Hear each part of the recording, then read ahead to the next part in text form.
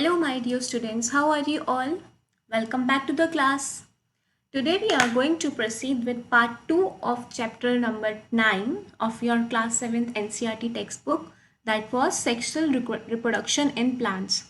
So we have already completed the sexual reproduction in plants. From today we are going to wrap up this chapter by learning the asexual reproduction in plants, which is type 2 of reproduction in plants. So as usual, I'm going to start the chapter with the question. Okay, let's see you can answer it or not. Okay, we have studied that we need seed and that would generate and germinate, and then pollination has been done, further fertilization has been done for the sexual reproduction in plants to grow a newer plant altogether. So can you imagine a plant growing by itself? Plant growing by itself without or absence of a seed. Can you imagine a plant which is grown without the seed or without certain pollination fertilization process? Can it happen? Well, let's see.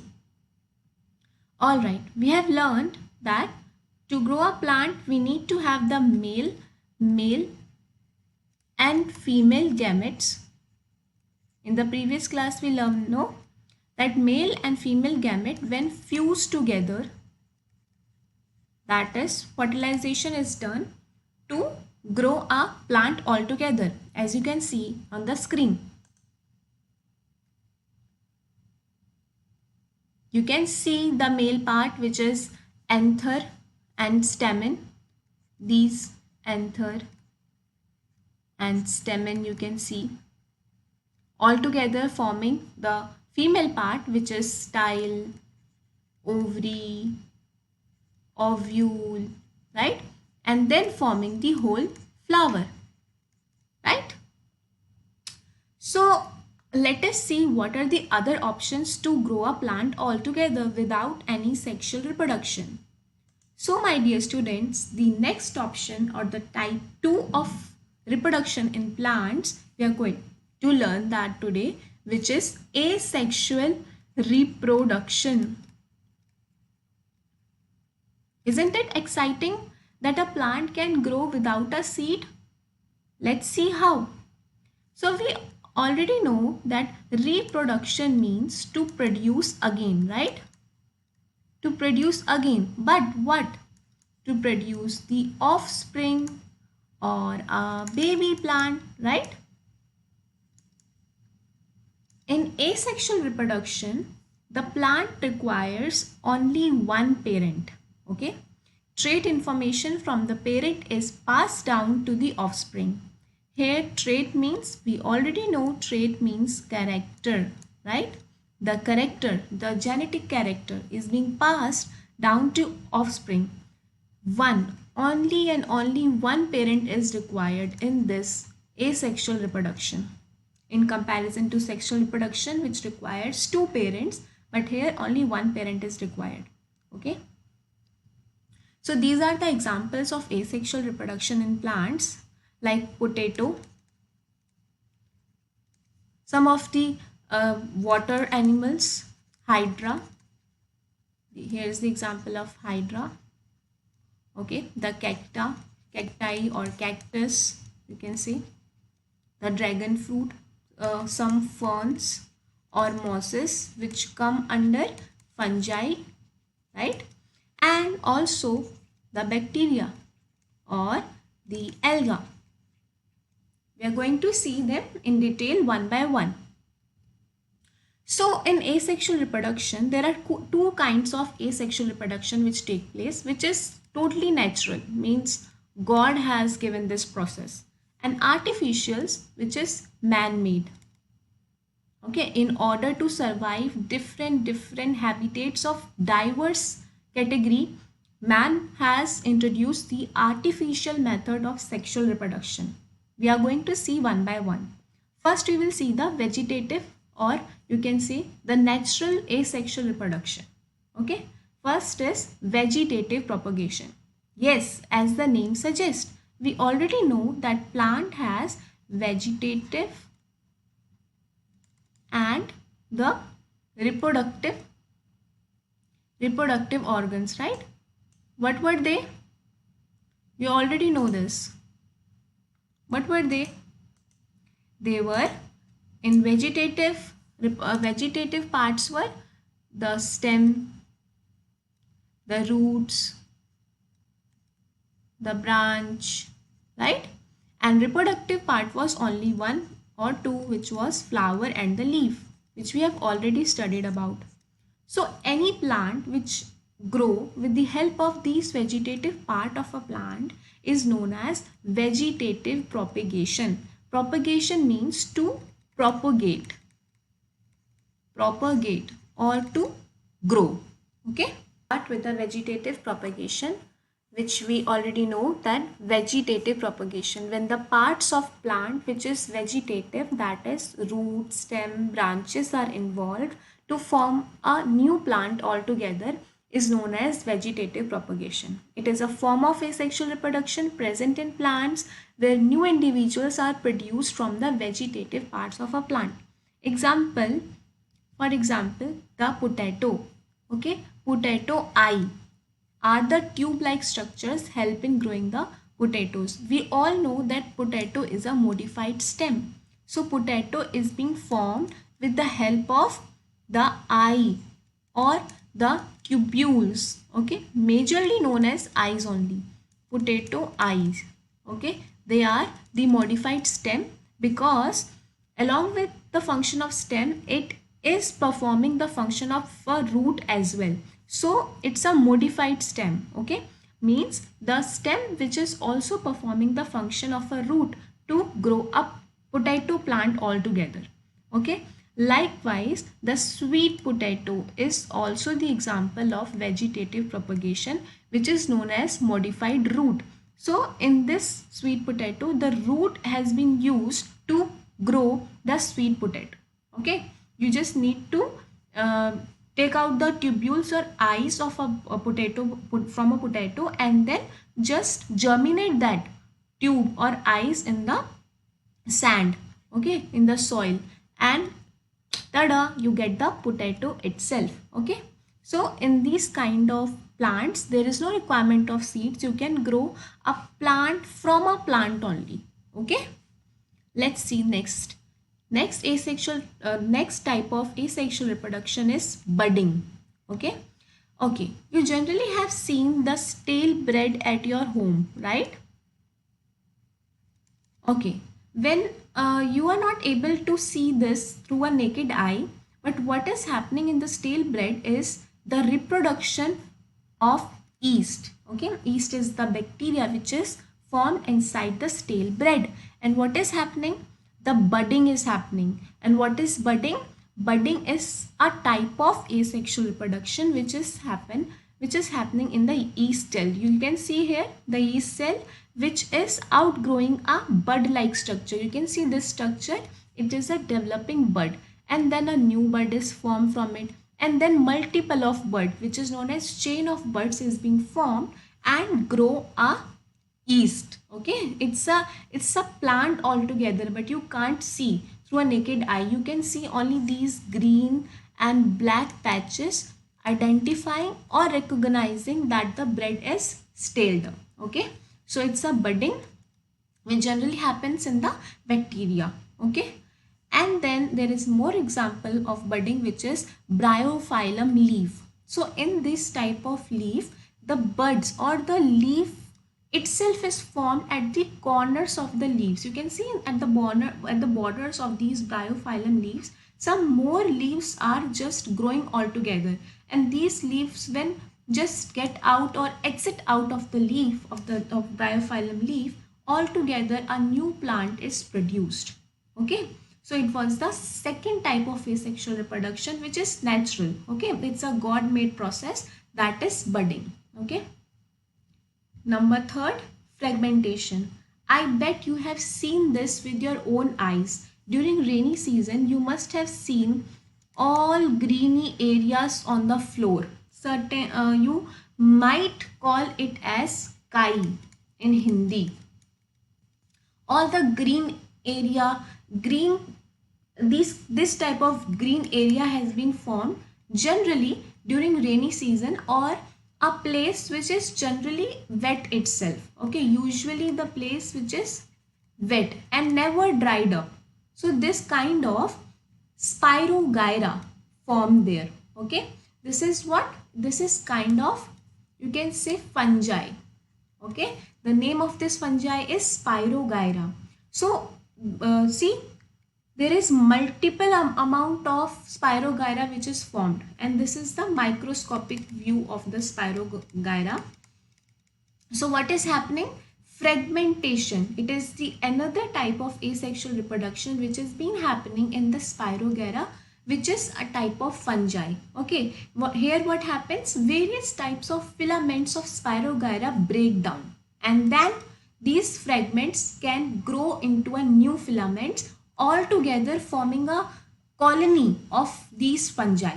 Okay, that is why you can see the whole area turn out into a green colored structure, okay, during the rainy season, and it also lead to slippery, yes, slippeliness.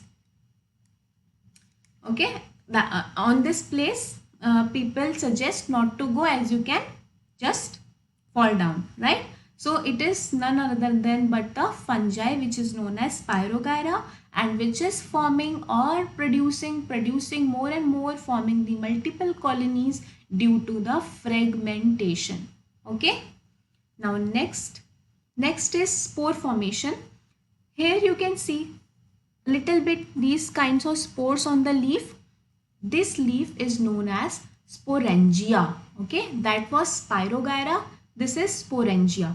So what is happening? Spores are present inside, or on, you can see by your naked eyes that these leaves are having some sort of spores on it, and these spores are known as the reproductive cells which are developing into a new individual without the need of fertilization. So it's a natural process, right?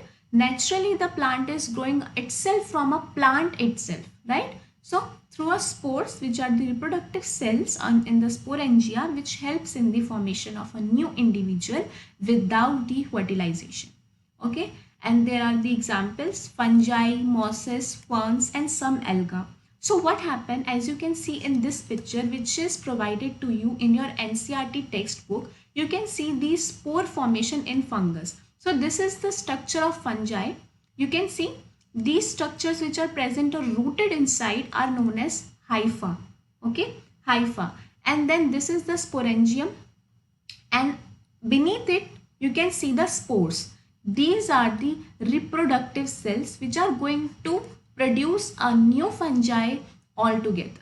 Okay, so in these examples of fungi there are mosses, ferns. Mosses are kind of these structures you can find inside the water bodies. These are the mosses. You can see these kind of structures are there which are known as mosses. And ferns, you can see it's a kind of leaves like this which I am drawing.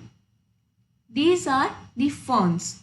Okay, so these are the small fungi only which are taking part or producing through spore formation, which is the another type of asexual reproduction occurring naturally. Okay, and now some of the artificial asexual reproduction which people do to give birth to the diverse variety of plants present on the earth. Okay, in order to safeguard also. So you have seen the money plant. People usually cut the money plant and grow outside the plant body, right? The main plant body से detach karake we can grow a new money plant also. So this type of artificial sexual reproduction is called as cutting. Okay, cutting. And then in some type of roses, or in the roses we call it as grafting. Okay, we cut the stem and then we put it inside the bottle or some and touch it to the water to form a new plant altogether. This is artificial. Here no kind of fertilization, pollination is involved. No fusion is involved to form a new plant. Okay, and there is also an example of layering in raspberry. You can see here in this video by itself what this person is doing.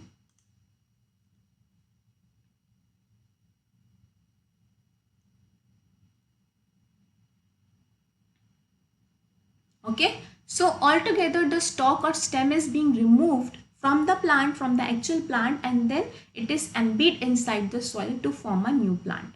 Okay, so these were the different artificial sexual reproduction, which was cutting, grafting or layering. Okay, now there is one more topic in your NCERT which is about seed dispersal. So what happened? Sometimes seeds itself goes out or disperse themselves. Disperse means detach themselves from a plant and then grow individually a new plant. Yes, it's strange, but it do happens. Okay, so we are going to study about the seeds dispersal. How come these seeds come out, and what is the importance of seed dispersal, and what actually is seed dispersal, we are going to see in this. So in this seed dispersal, it's a kind of important process which helps the plant to spread their seeds to new places. That means this is the process in which seeds explore their new habitat. Habitat means, habitat means new colonies. Okay, explore new colonies and then germinate there by itself. Yes, by itself. So it's a natural way of helping the plants to explore, adapt and maintain a healthy balance in the environment. Okay, in this way the seeds get the different habitats to explore, which reduce the competition of resources. Means sometimes the seeds need typical or favorable amount of climate temperature to grow, but by exploring different habitats through seed dispersal, seeds can grow anywhere and call it as exceptional cases. Okay, let's see what are the processes of seed dispersal. So this seed dispersal can be through wind, by animal, by water or by expulsion itself. We are going to see one by one. So wind. Some of the seeds are very lightweight. Okay, like dandelion seeds, they are very lightweight, or the maple tree seeds. They can usually flown up by or blown up by the wind itself, and they going to have the new habitat to grow in a new, exclusively new temperature, climate, etc. So this seed dispersal is grown by or through the air. That is why it is known as seed dispersal by wind. Sometimes examples has been asked, then give some examples of the seeds which are dispersed by the wind. You can answer by dandelion or maple tree seeds. Okay, so it's simple. The seed which is dispersed through wind are known as seed dispersal by the wind. Now seed dispersal by animals. So some of the animals can just eat the fruit sometimes and then pass the seeds out in their droppings. They just drop the seed, drop the parts of the seeds here and there while eating. So these seeds have a chance to grow in a very new location away from the parent plant. So this is known as seed which were dispersed by the animals. Okay, squirrels sometimes birds do eat the part of seed and sometimes drop it off anywhere. So the seed just grow there by itself. Okay. Now seed dispersal by water.